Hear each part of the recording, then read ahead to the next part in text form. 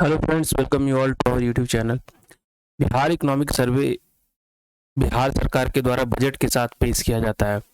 और बिहार इकोनॉमिक सर्वे एक बहुत ही इंपॉर्टेंट डॉक्यूमेंट होता है जिससे डायरेक्ट क्वेश्चंस आपके पीटी और मेंस में पूछे जाते हैं।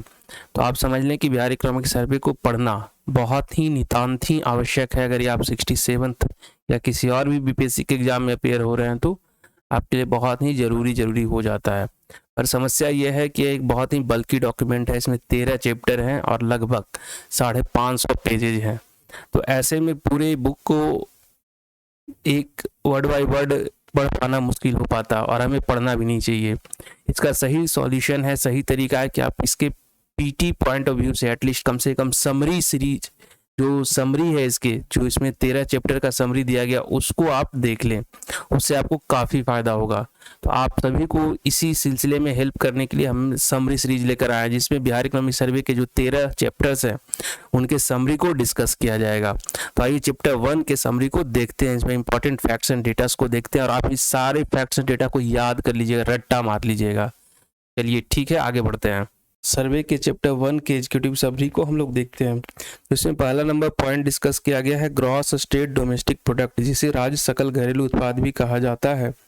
तो इकोनॉमिक सर्वे 2020-21 के आंकड़े के अनुसार बिहार राज्य का राज्य सकल घरेलू उत्पाद ग्रॉस स्टेटिक डोमेस्टिक प्रोडक्ट 2.5% के रेट से इंक्रीज हुआ है।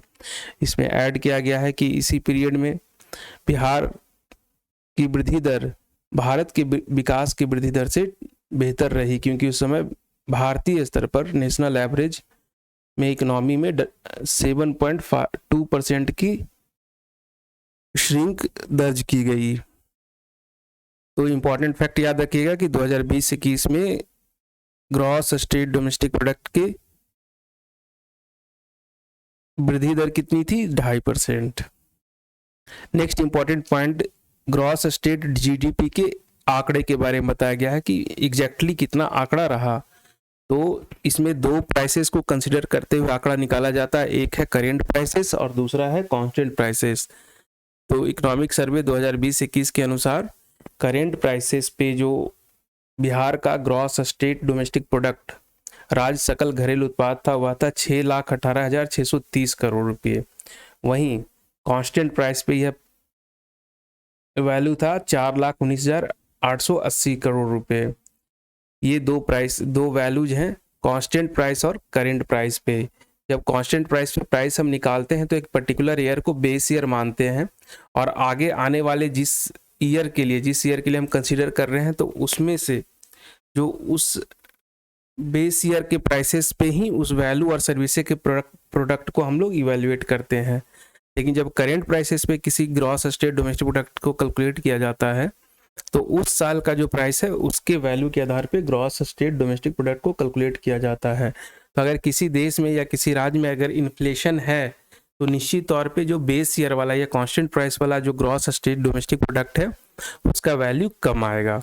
लेकिन अगर मान लें किसी स्टेट में या किसी राज्य में इन्फ्लेशन 0 है, जो कि इम्पॉसिबल है, तो उस केस में भी आपका दोनों प्राइसिंग सेम हो जाएगा। तो आप यहाँ पे डिफरेंस होपफुली समझ गए होंगे।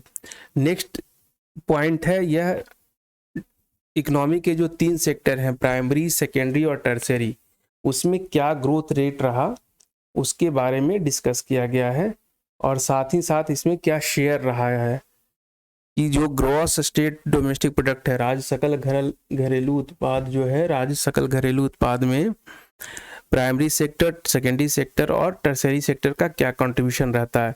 तो ये फिगर आपके दिमाग में रहना चाहिए।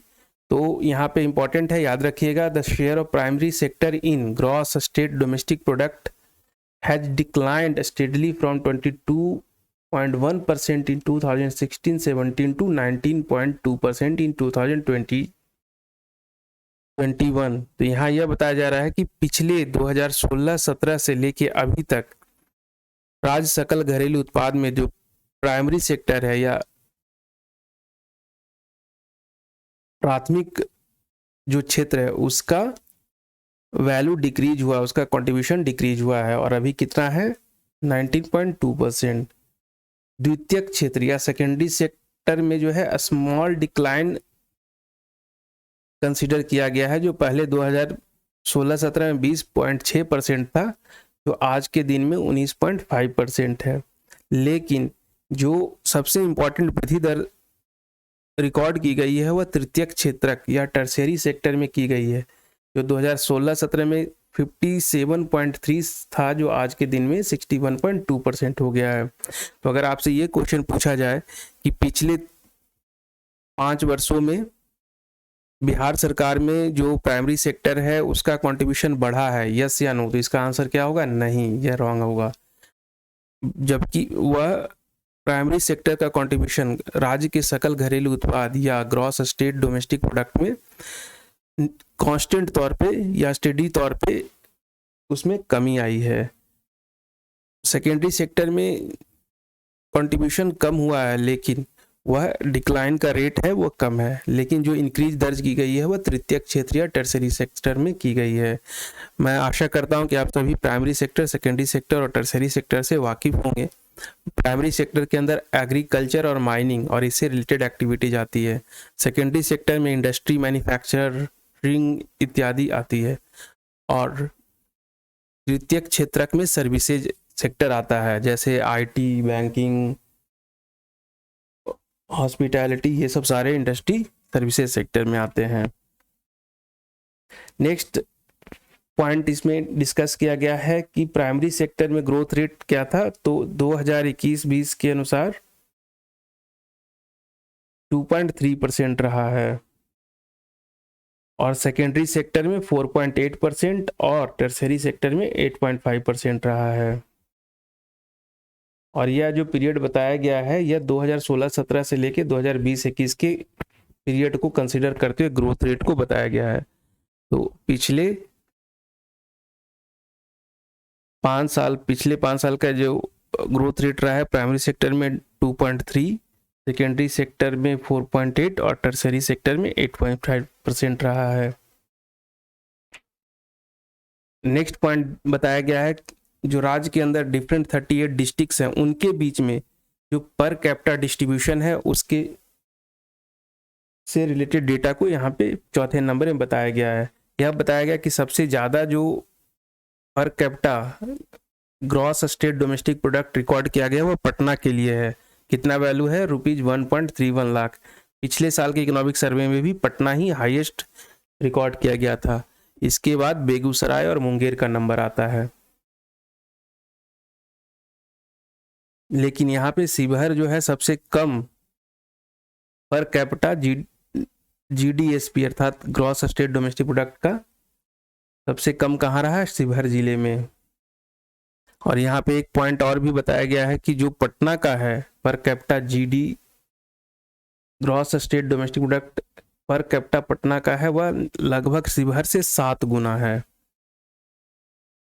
और नेक्स्ट पॉइंट है annual inflation rate in Bihar between September 2022 to September 2021 was 2.8% rural area के लिए और 4.9% अर्बन के लिए और 3.1% ओवरऑल। तो बिहार में जो वार्षिक इन्फ्लेशन या महंगाई की दर थी वह 3.1% थी।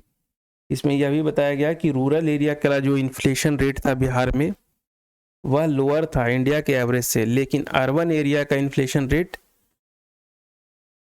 इंडिया के एवरेज इन्फ्लेशन रेट से हायर रेट था। तो ये सारे फैक्ट